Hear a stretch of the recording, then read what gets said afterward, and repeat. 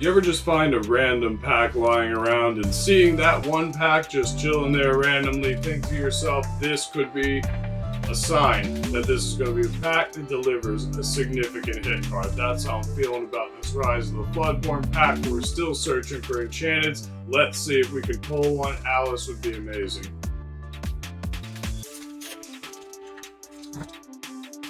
I need that vindication of pulling an enchanted card in Lorcana.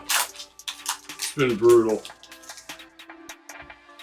It's like the impression I have of the game at this point. Enchanteds are brutal to pull. Let's go. What did you call me? Improvise. Cruella de Vil. Why? Bounce. Pinocchio. Legendary Beast. So we continue to pull legendaries, but no enchanteds. It's the story of my Lorcana rips. Like for more.